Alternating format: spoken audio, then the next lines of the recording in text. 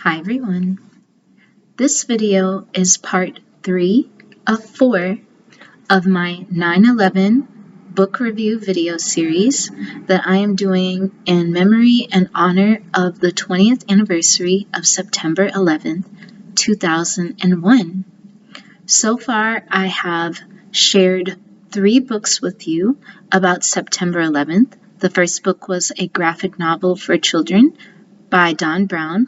The second and third books were photography books taken by professional photographers and also amateurs who were near the World Trade Centers in New York City and possibly near the Pentagon as well.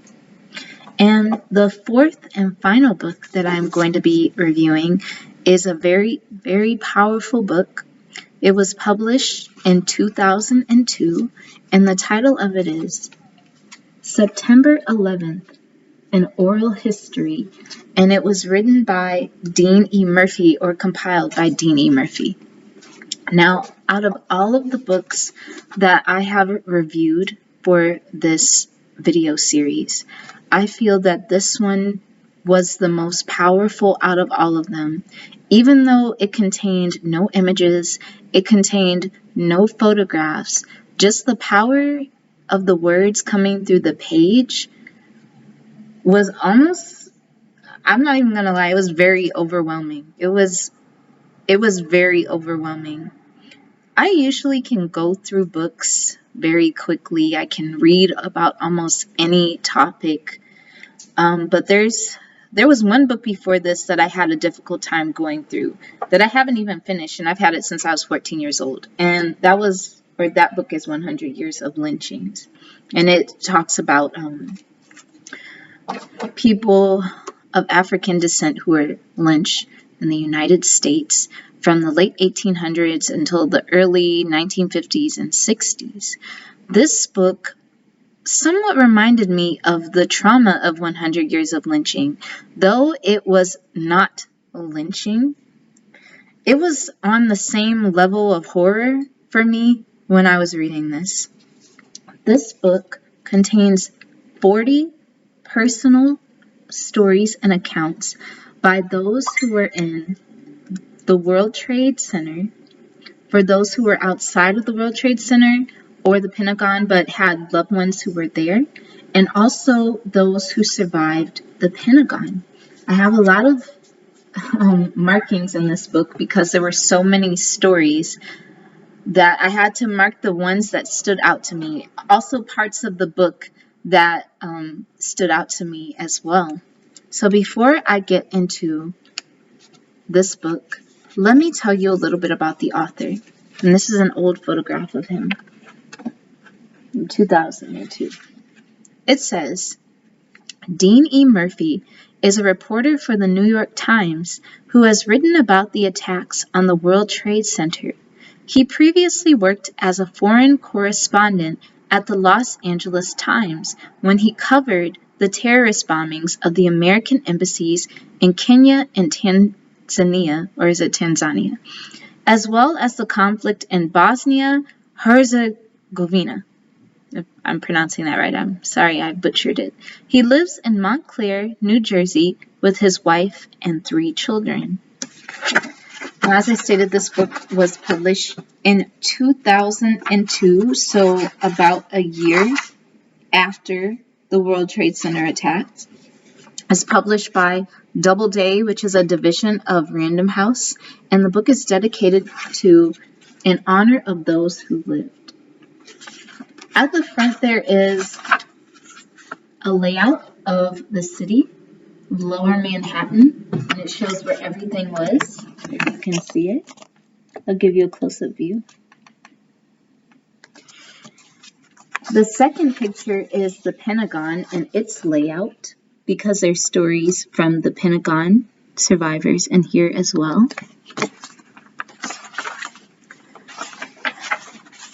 So, the book is divided into a couple of different sections. The first part is in the North Tower, as in the North Tower of the World Trade Center. The second part is in the South Tower. The third is on the outside which are people who were not in the World Trade Center. They were either in a completely different country but had a loved one that was there, or they were in another part of New York but could still see the skyline of what was happening, or those who were even in another state and had loved ones that were in the World Trade Center. And the next one is To the Rescue, which talks about the people who were there to rescue victims, such as firefighters, police officers. Narrow Escapes, and In the Pentagon is the last section, so it talks about victims of the Pentagon. So the book starts off saying, September 11th was primary day in New York City, and I was covering one of the mayoral candidates on the Republican ballot, Michael Bloomberg, for the New York Times.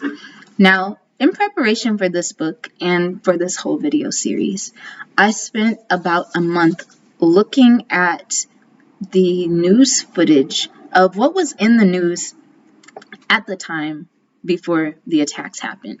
So the day before the attacks happened and the day of in the morning news, some of the news stories were focused on President George W. Bush, who was talking about, I need to help the economy, I need to build the economy. It was something on the forefront of his mind. They were also talking about some military activity in Iraq. But other than that, the news consisted of Michael Jordan coming back to basketball, all sorts of things, just regular schmegular news. But I didn't realize that the day of September 11th was basically election day. I didn't realize that. But it's mentioned throughout the stories of this book. Anyway, so how the author says he laid out this book. Hold on. What follows are the stories of the survivors, about 40 of them in all. It is an oral history in the most general sense. The narratives are first-person accounts of that day, but they are not verbatim transcriptions of tape-recorded conversations. They are mostly composites based on interviews, telephone conversations, email exchanges, fax letters, and documents sent through the postal service. In some cases, people felt more comfortable writing down their thoughts in their entirety than speaking them aloud.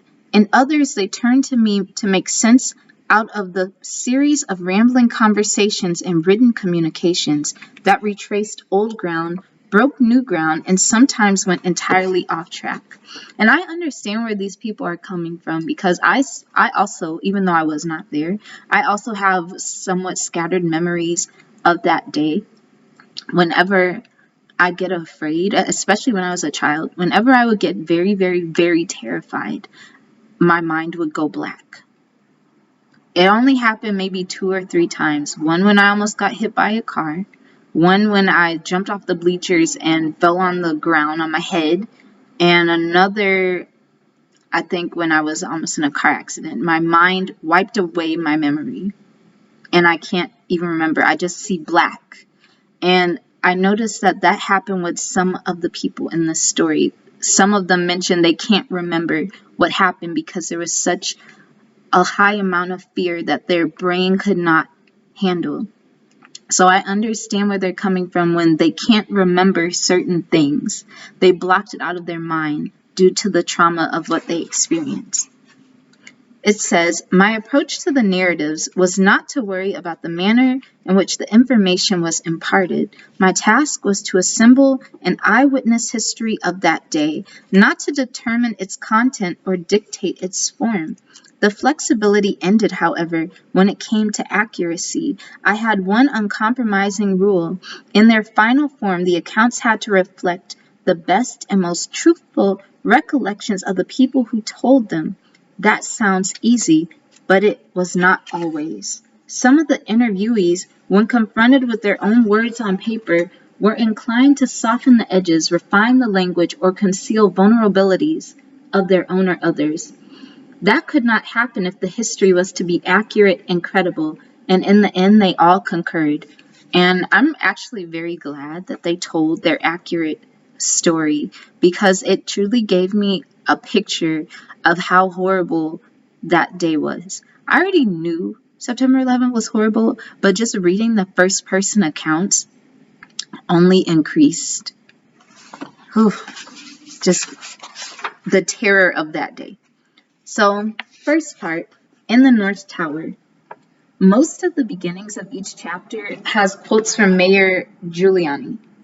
And it says, or he says, "We saw the World Trade Center in flames, big gaping hole all the way to the top of it. We could see people jumping from the top of the building."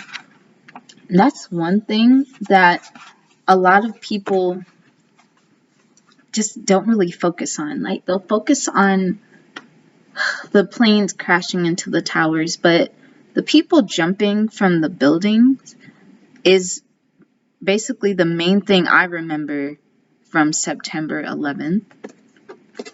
That day, for me personally, combined all of my fears. I had a fear of skyscrapers. I also had a fear of airplanes and air crashes. I had a fear of heights, and I also had a very deep fear of elevators. And all of those things combined in one day was too overwhelming for me, as well as other people, to handle. So the first story, or not story, the first account that I want to focus on is David N. Frank and Michael Hingson, The Gift of Another Life. David N. Frank is a sales manager in Los Angeles for Quantum ATL, a company that provides data protection and network storage systems. He was in New York City on September 11th for a training session at the company's offices on the 78th floor of the North Tower. With him was Michael Hingson, a quantum sales manager in New Jersey who was blind, and Hingson's guide dog, Roselle. Michael is now a motivational speaker and the National Public Affairs representative for Guide Dogs for the Blind. Their story begins with David and alternates between them. So it's one man that is completely blind. He has been blind since birth, and he has his dog. And then there is David, who is, I guess, a sightseeing person, and they work in the same building. So as he states, the story alternates between both of them. So they say that the day began off regular, just like when you're going to your job. 8:30 that morning, they had breakfast, croissants, and everything. But the part that I marked in this story was when someone had a radio and it turned on. Okay, hold on. I went too ahead of myself. Okay.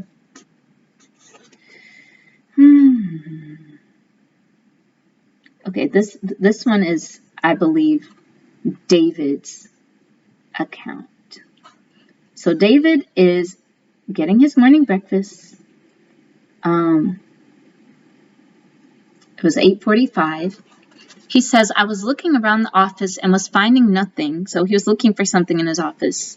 And when an explosion rocked the entire building, instantly the windows just above us blew out and flaming debris tumbled past us, along with tens of thousands of 8.5 by 11-inch sheets of paper. It reminded me of confetti. And that's very interesting, because that is the one word that I see in a lot of accounts, especially with people on the ground. There's like, "Oh, I saw something that looked like confetti, confetti, confetti." That was one of the first things that made people look up, besides the sound of the explosion. The explosion was bright, metallic, and deafening. Simultaneously, the building groaned and leaned south, all in dramatic, slow motion. I braced myself with my feet to keep from sliding. Then we went back in reverse. This time I braced myself with my hand. Eventually the swaying stopped, but the whole building felt like it was sinking. Now, I do remember some people saying, "Oh, the building didn't sway, it just felt." But in a couple of different accounts of this book, some people said the building did sway, that it was like They thought it was going to topple over.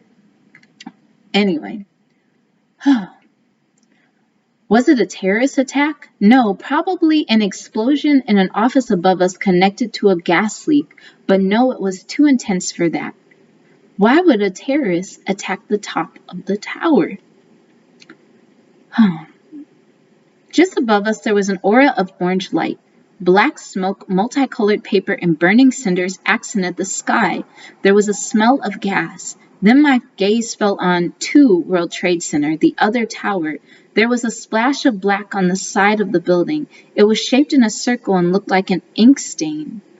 I saw what looked like a little flame in the middle of it. So, I'm guessing people at that time didn't really realize what was going on.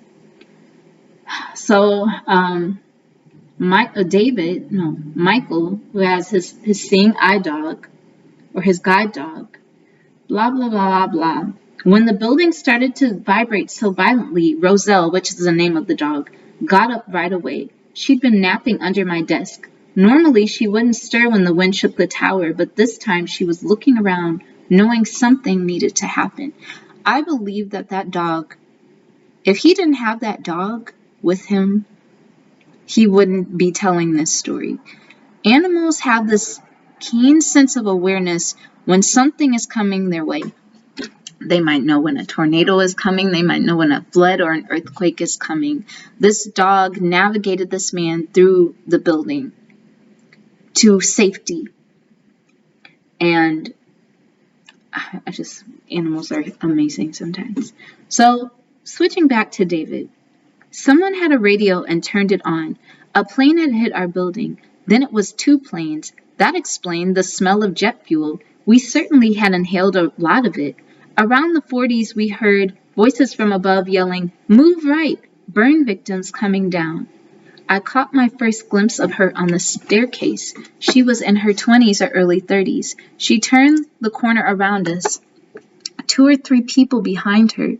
She walked like a zombie, eyes straight ahead, expressionless. Clothes burned off half of her body, 3rd-degree burns, skin flapping and falling off her arms, neck and face. Her blonde hair caked in gray slime, fully ambulatory, totally in shock. I had never seen anything like that. About 15 minutes later, a second woman followed. It was bizarre. She looked almost the same age, height, and weight. She had the same hair color burns and a motionless expression. She didn't say a thing. I don't even think she touched the railing. That is just so horrible. Just so horrible. And people still really don't have an idea of what's happening.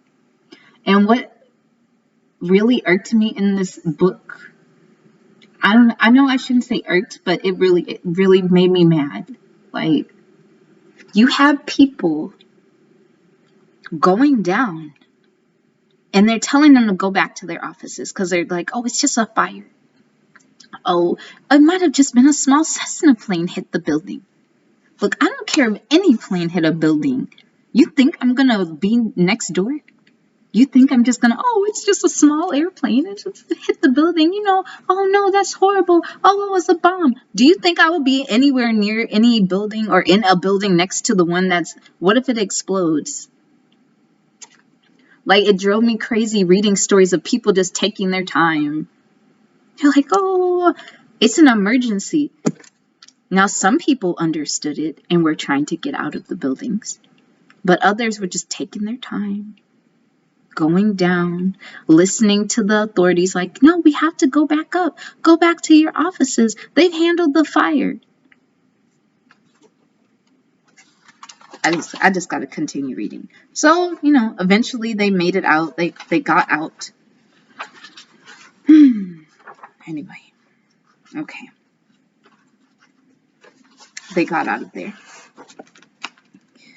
An angel appeared. His name was Lou. I'm sorry. I'm just scheming through. But you know the end of the story. They got out safely. It was a long way down, but they got out safely. Okay. So the next story George and Stephen Slay, a father 1 floor from certain death, a frantic son an ocean away. This dude was so close to death. I'm shocked that he even made it out alive. He was in his office. He said, I was at my desk by 7:30 and spent more than an hour catching up with emails and voicemails from the long weekend. One of the calls was from a colleague in our office in Cleveland, where I had worked for 15 years. She was looking for some information. I called her about 8:45, and we were still chatting about the weekend when I heard the loud roar of airplane engines outside. I turned in my chair so that I could see out the window. About 3 or 4 plane lengths away, I saw a huge jetliner coming at the building. I said, "That guy is low." I spoke loud enough that my colleague sitting in the cubicle next to mine heard me. I saw the nose of the plane and then the smooth underbelly and one of the wings. It was just above me, a little bit to the right, and slightly bent, so the wing over me was higher than the other wing. I couldn't see the windows or recognize any markings, but I noticed the landing gear was up. It had just registered that this was no small plane when it entered our building 2 floors above me. Not 17, 18 floors. 2. 2 floors. If it had been any lower, this man would have been dead. Just amazing. So, he says, the wall next to my desk collapsed, and the bookcases along it tumbled on top of me, along with the ceiling tiles overhead. I ducked down in my chair and covered my head with my arms as I was buried in books and debris. People later told me that they felt the building moving and bending, but I don't remember that. I was probably too preoccupied with my own situation to notice. It wasn't long before a colleague came rushing along, asking if I was okay and offering to dig me out. I was not hurt and I was able to disentangle myself without too much trouble. I can do it, thank you. When I stood up, I noticed that my window was not broken, and except for the wall near my desk, most of my office was intact. That is a miracle. I see that as a miracle. We gathered in a common hallway to make sure everybody was accounted for. Normally we had 22 people working there, but that morning there were only 11 of us. Most everyone thought that there had been some kind of explosion. A large plane has just hit the building right above us, I told them. Let's get moving. So they're determined to get out of the building. There were a lot of accounts about water coming down the stairs. I guess the water filters or something the sprinklers or something went off. As we got down further, it became congested as more people filtered in. 2 men were carrying a disabled woman in a portable rescue chair that slowed things down considerably. There were a couple of other people sitting on the stairs. At the bottom, we came to a standstill for a minute, but no one panicked. We just waited patiently until the logjam opened. A few times we moved to the side to allow firefighters to pass up on their way up. Do a good job, we said in encouragement. I felt sorry for them. They never made it back out is very distressing to me. Another thing I noticed when I was reading this book is that a lot of people were slowed down because it was like crowded. There were some people who couldn't get down because they couldn't physically get down, either because they were in a wheelchair or because they were just very, very overweight, or they didn't have any limbs. They might have been I almost said quadriplegic, but I don't think that's the right word. They might not have had any limbs. Just anything. And just reading this made me think like they need, if they do, just having emergency exits that are suitable for everyone. I don't know how their emergency exits were, but it slowed down people considerably carrying people down. I wish there was something, maybe in emergency exits, where if the person had a lot of weight on them, or if they were in a wheelchair, they could get down easily as other people are getting down. And I know they have elevators and stuff, but like, you don't really want to get on an elevator in an emergency. Another thing that came to my mind is like, there were some people that had been working there since the 1993 bombing of the World Trade Center. I personally don't know how they did it. If I had a job that was bombed, do you think you would see me there again? I don't think so. I would be gone. I wouldn't even be in that building, and especially up high in the air where if something goes down, I can't get down. Oh, no.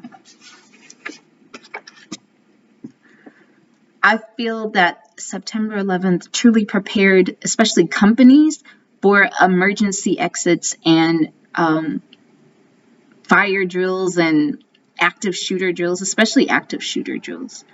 I remember I worked for one company and they did not have an active shooter drill. And I kept thinking, why don't you have active shooter drills? There's so many different types of people that come into this building. A lot of them, you don't know their background. A lot of them have problems with their mind. They have like issues with their mind, their brain. And some of them could get violent. So because the company I was working for at the time weren't having like, oh, we're having an active shooter training, I did my own active shooter training for 6 months until they said, hey, we're going to have an active shooter training. I was going in every single room where I worked, practicing hiding in different spots. I'm like, if there's a shooter, where would I hide? I would practice, can I fit in here? What would I use as a weapon? I would practice using things as weapons. What if they have a key to get access into this room? Where would I hide in this room? What if there is a fire? How would I get out of this building? Like practicing which way I would get out if something, God forbid, happened to the building, or something, God forbid, happened with a person that was trying to bring harm to us. Always thinking in a mind of preparation. And I personally feel, just from the stories that I've read, I don't think they truly prepared people for something of that nature, because they never formed their mind to think that a plane would crash into a building. They might have thought, oh, a bomb, or oh, a fire, but not like an airliner. But I mean, you're so high in the air. I mean, it shouldn't be a surprise that an airliner might crash into your building. But that I can't remember. Next one. Okay. This lady, Gary, no, it's not Gary. It's a he. Gary. I think Jerry. Gata. He talks about the vibration of the tower. There was a big vibration and the whole tower started to move. The sway was large enough that I could see the ground from my office window on the southeast corner of the floor. The whole building was making a groaning and creaking sound. The steel sounded like it was moaning. I thought we were all going to die, that the building was going to collapse right then and there. It sounded to me like the steel connections were failing, but what was really happening was the building was transferring its load to the steel not taken out by the airplane. But at that moment, I didn't even know about an airplane. My first reaction was that it was an earthquake. Then I thought of a bomb. So that's one person. That's the bomb. I said, let's get out of here. So one person is actively thinking, they're going down. There's another person.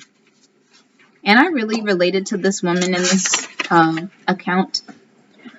I actually had to look her up after I read her account. When I first read the first page, I said, this lady, I don't know why I thought she was a black lady, but I was just like, this lady, it's got to be a black lady, because like, that's the first person I saw. But apparently she was from Guyana, and her name was Rosalind Broad. A mother's run for her life.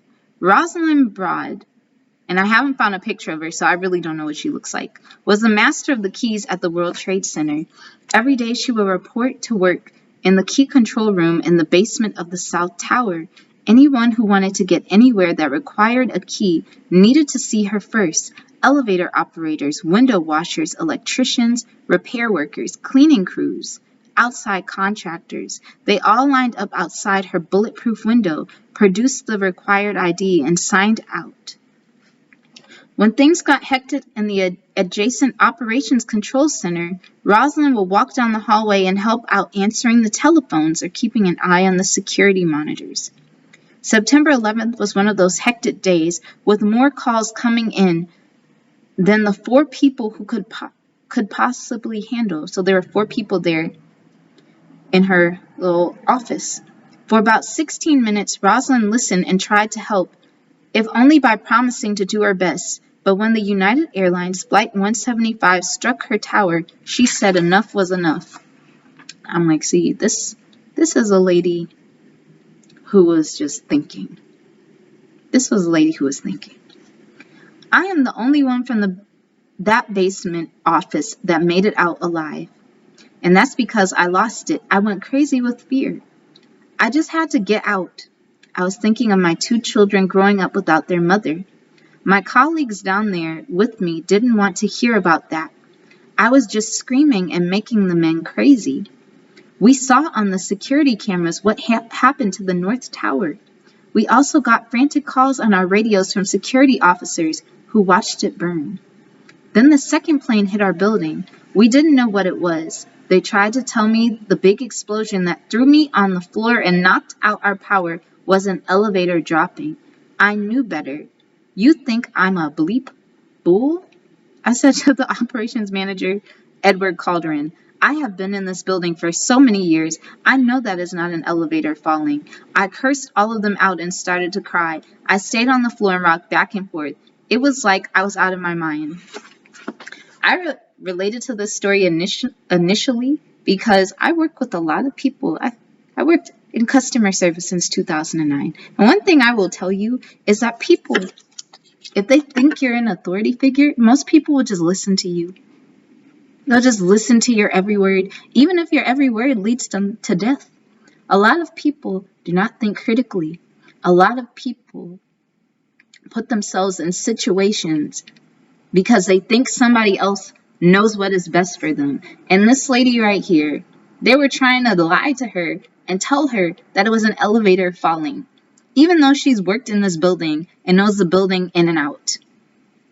But they're like, no, everything's okay. You're seeing people on the monitors falling out of buildings. You're seeing an airplane crashing into a building.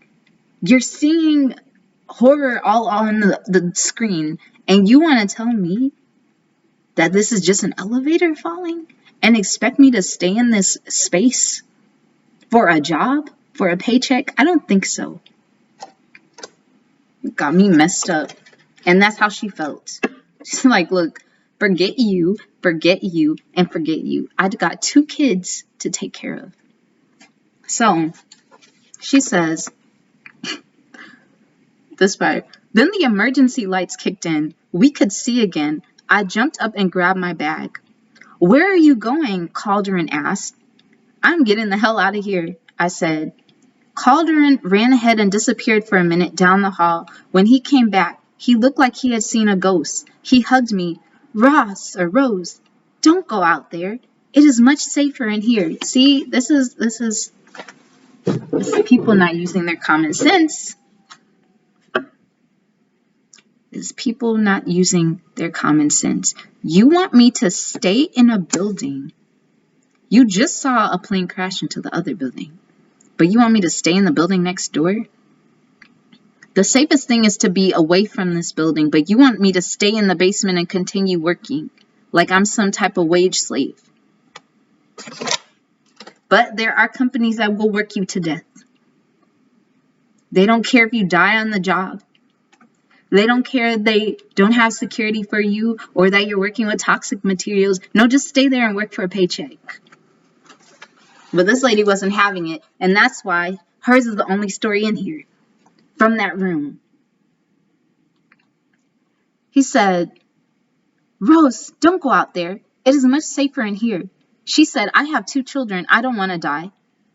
Esmeralda Salcedo turned and looked at me. He was a security guard. He had been taking a training class upstairs. After the first plane hit, he came flying downstairs, threw his bag on the floor, and started answering phones with the rest of us. Rose, he said, I have 4 kids. He said, God bless them if you die. Or she said it. God bless them if you die. But you have a wife. I am dead. I have nobody. Mine have nobody. So I guess she's a single parent. I couldn't take it anymore. Screw this, I said. I am leaving. So, oh goodness. He said, let me take you out. And he did. And I will tell you, he saved my life. We locked arms and started to run. When we passed the truck bay, it was dark and very smoky. I began to panic. If I had been left alone, I know I would have turned back and died with the rest of them. That's how scared I was. But Salcedo gave me courage. So, I guess he died because she's running. I can only imagine what it must have been like for him back down in the operations control center, but I know it was some form of hell because that's what it was like for me before he helped me get out. When the first plane hit, I had just finished reading my daily word and was reaching for the newspapers on a nearby desk. I had came to New York from Guyana in 1992, not knowing what awaited me. That morning, I had the regular flow of cleaners and elevator starters come by for their keys. So she's talking about the people she knew and the keys that she would give to them. Anyway, so yeah, it's the one person that really told her to get out was her niece. I took calls from outside. People couldn't reach their relatives in the tower, so they were calling us. I feel bad, but I had to curse one of them out and hang up on her. She was crazy and shouting at me. Her sister worked in Building 1. What do you want me to do? I asked her. What you need to do is pray for your sister. Pray, pray, pray, and trust in God that she makes it out. My niece, Niebert, also called from home. She worked at the trade center too, but she had the day off. She was watching the news and told me to get out. I said that I had to work and that my colleagues said that none of us should leave. She was crying and I was crying. She told me not to listen to them, to just get out as fast as I could. So thank God she listened to her niece. Thank God she listened to her niece, because if she hadn't listened to that girl, she would have been dead along with these dudes in the basement. I don't know why they didn't follow her. I don't know why they just didn't leave their posts. Maybe they felt like they had to stay to help the other people. I don't know. I had a lot of thoughts about this because this was one of the stories that stayed in my mind. Like, was it because she was like a woman or something? What if she had been a man? Would they have listened to her? I don't know. I literally don't know, because some people respond more to masculine energy than a feminine energy. The next story is Brian Clark, and Brian Clark, I don't know if he's still doing it, but he goes around speaking about his story, his survival story of the World Trade Center. And there he met his friend Stanley. He actually saved Stanley's life and they became friends for life. And it's a very beautiful story. If you go on YouTube, look up Brian Clark World Trade Center, you might see him coming, giving speeches and different things about being in the towers and his escape. He also explains the layout of the towers as well. So he worked on the 84th floor, and he was going to go back up to his office, but he heard someone screaming for help, which was Stanley. And if Stanley hadn't screamed for help, Brian would have been dead as well. I'm trying to rush through this so this video will not be too long. Okay, so let's go to another story that stood out to me. I had a hard time reading this book. I couldn't read it like any other books. Every time I read it, it felt like you know where you're very, very tired and you have a sore heart, like you're about to have a heart attack? That's literally how my heart felt, because I could not handle it. I could not handle the stress of reading these stories back to back to back to back. I could not digest them in one day. I could barely read a story a day. As I was reading, I thought to myself, my God, when will these stories end? Like, I literally cannot take this anymore. I cannot take this anymore. And the only book I felt that way about was 100 Years of Lynching. I mean, it's one thing to read an isolated story or an isolated account and handle it in one setting, but just reading it back to back to back is just too much. I had so much anxiety reading these stories, even though the people survived, because the details were so horrible. This one is from a rescuer, Ernest Armstead, tormented by a conversation with death. Ernest Armstead has seen a lot of pain and death in his work. Working 30 years with the New York Fire Department as an emergency medical specialist exposed him to many forms of human suffering: plane crashes, train crashes, bus accidents, car accidents, gang shootouts, even the bombing of the World Trade Center in '93. But none of that was sufficient preparation for his encounter on September 11th with the dying lady on the plaza outside of the lobby of the North Tower. Now, this story,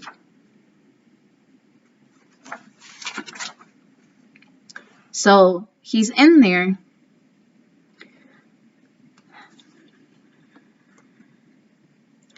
Okay.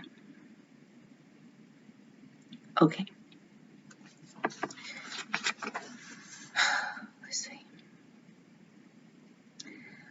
I go to the main lobby. He's going there to, I guess, identify people and tag them. I needed to begin tagging them before they left the building, so he's tagging people with injuries.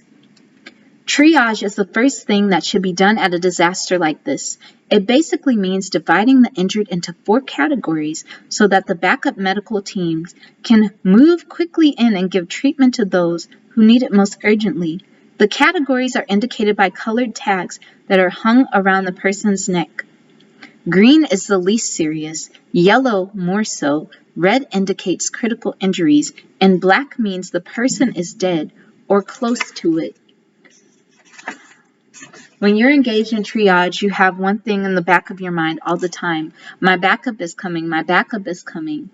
That's the reason you can tag people who obviously need help and not stop and give it to them right then. You know you need to get everyone tagged, and you know someone with a medical bag is coming right behind you. So this man. There's a man having a seizure, and his eyes were rolling in the back of his head. He had struck the pavement so hard, there was virtually nothing else left of him.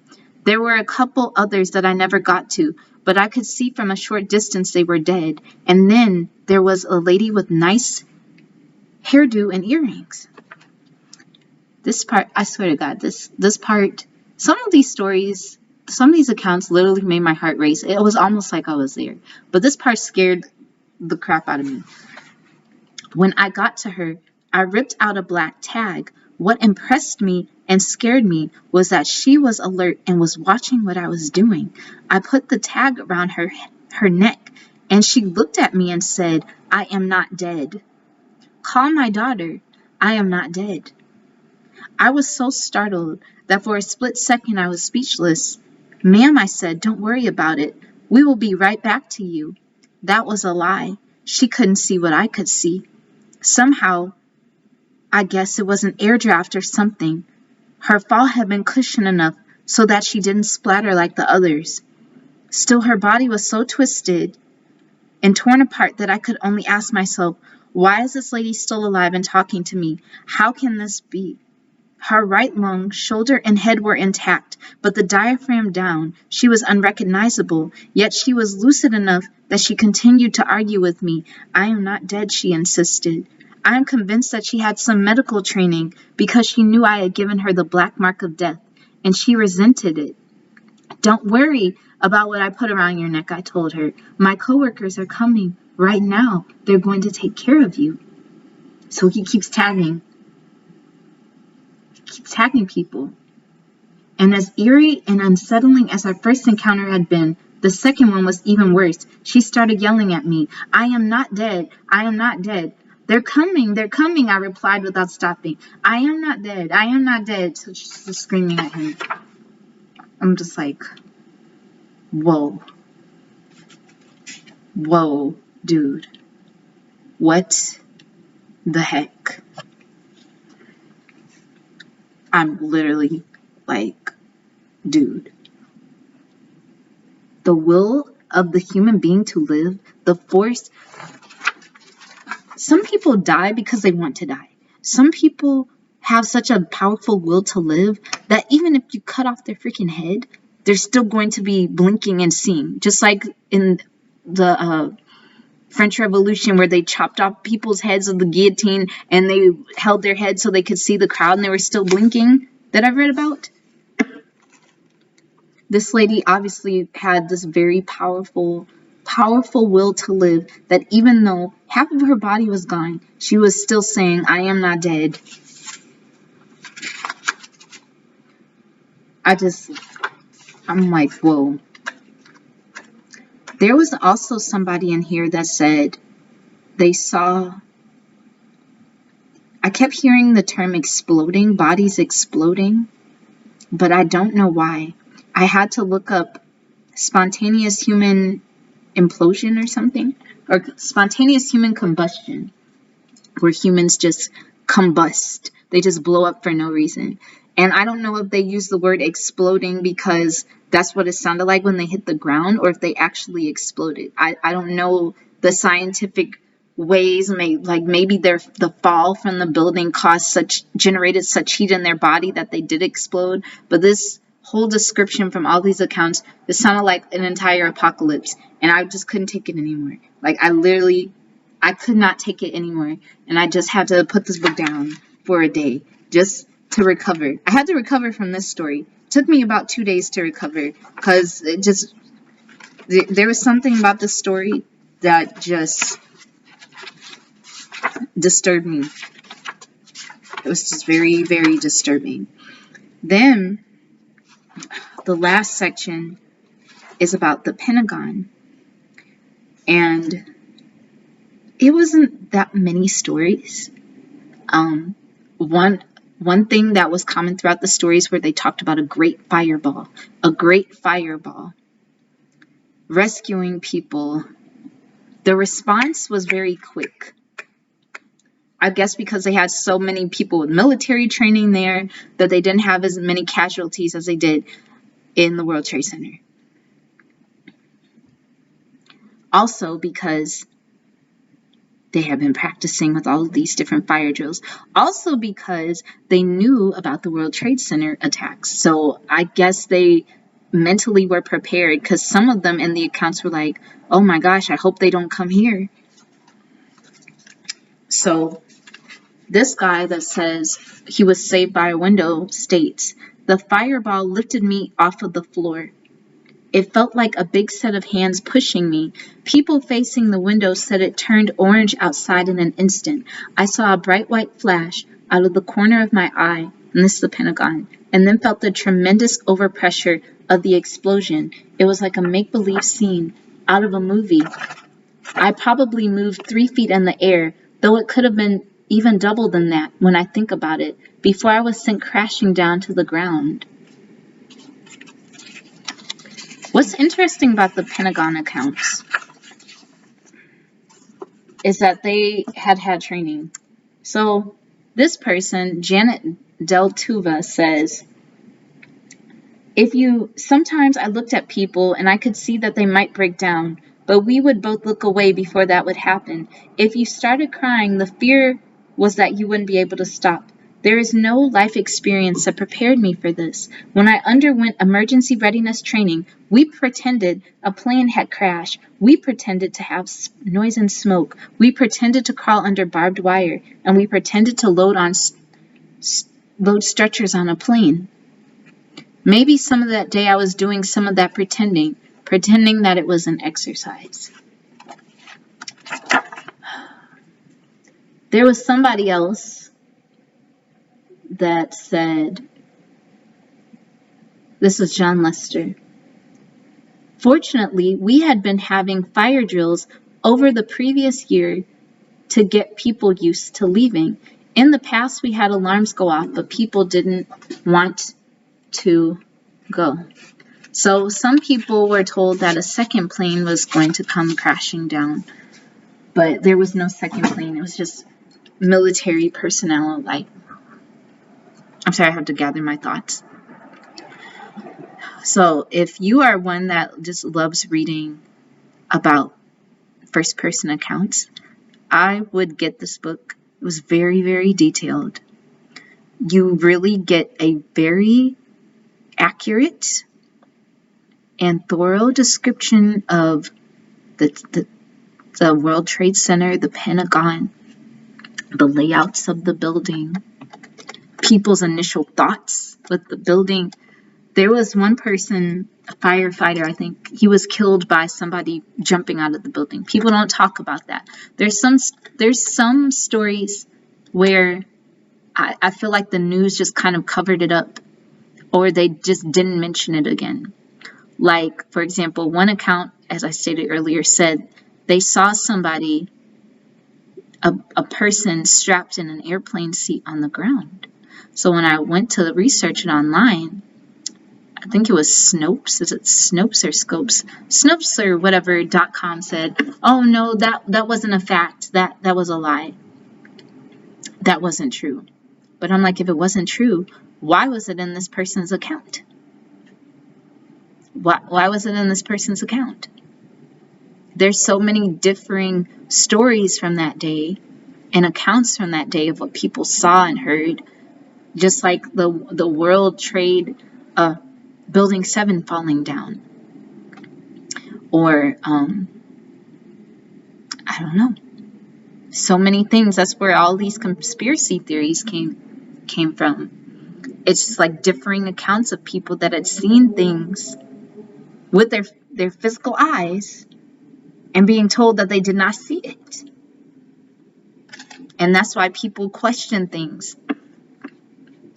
At that time, if you question anything, as I stated, you were seen as anti-American. If you didn't support like the troops or what they were doing, you were anti-American. There are a lot of people that didn't want to go to war. You were considered anti-American if you didn't want to go to war. If you didn't want to question. There's still people arguing to this day about, was it even a plane? Was it a missile? I literally don't know. I don't know. But what I do know is that innocent people were used as collateral to further some sociopathic, psychopathic agenda, and it's still being felt to this day. In fact, there are people still dying from September 11th. It says on this site, just from inhaling the toxins, researchers at Mount Sinai found that 10,000 people had been diagnosed with cancers and 2,000 have died from other illnesses related to the attacks.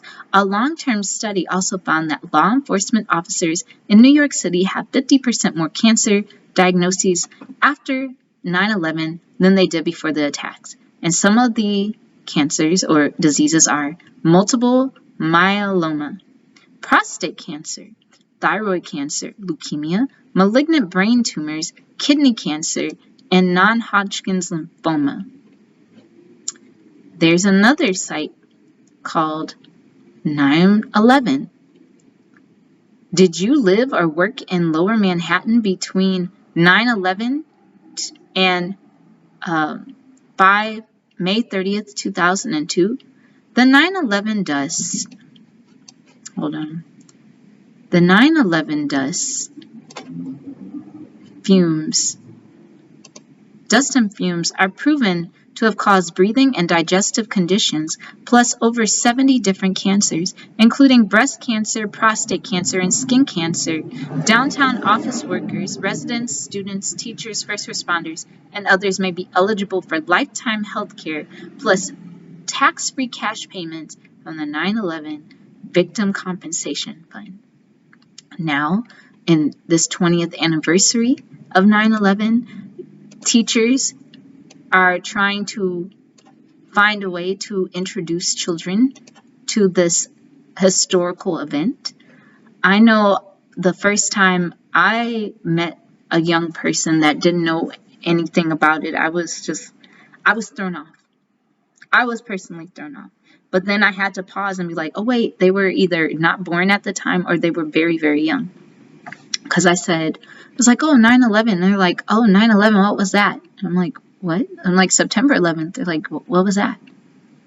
Oh, is that with those planes or something? And that moment solidified in me how important it is to always remember history. There's some people that don't even know. I was like, oh, Pearl Harbor, what was that? December 7th, a day that will live in infamy? What is that? President Kennedy's assassination, Martin Luther King's, what was that? When was that? April 4th? What is that? Because if you don't take the time to remember or acknowledge history or keep it alive, it's going to fade into the background. That's why in this era where there are certain textbook companies and stuff trying to erase history out of there, it is a call of war. I think that's a terrorist plot in general, just erasing history. History is not for anyone to change. You can have certain perspectives. If you really want a good history book, you'll have differing opinions in a history book, different points of view in a history book. But completely erasing history is just a very evil act that should not happen. And September 11th, 2001 changed a lot of people's lives. It changed the way the United States operated. Well, I guess it didn't, or maybe revealed. Operated in this modern day age. I was talking to someone yesterday about, how they were recording phone calls and different things. And I said, you know what? A lot of people, they might say, I don't like the government and stuff recording. I'm like, do y'all forget that you actually were defending this? Do you remember, or did you just get amnesia? Because there were people at that time that were like, no, they need to record us. They need to listen to our conversations. If they have to listen to my conversations in order to, look for terrorists, like, let them do that. Because I want to feel protected. That's why it's always important to keep an open mind. Always read, especially different history books from different perspectives. Because from these different perspectives, you will find some element of truth in there. Don't be afraid if there's information that conflicts with what you were always told, or conflicts with how your upbringing was. History is history. It cannot change unless you're some type of time traveler going on some quantum physics journey in a parallel universe. But other than that, history is set in stone. And that is why I'm doing this 9/11 series. So I hope you enjoyed this book. I would highly, highly suggest you have this book in your collection. And not just this book, but any book you have on a certain sect of history. I would get the oral stories. I would get the personal accounts from people who actually lived there and experienced it. Because then you may have your own personal connection to history. So thank you everyone for watching this video, part 3 of 4. And I hope you enjoy my final video, which will be part 4, a surprise video. Thank you for watching and have a happy day. Rest in peace to all of those who are survivors of September 11th, whether they were physically there or not physically there. Remembering all of the people who died on that day and years later. Rest in peace and happy reading, everyone.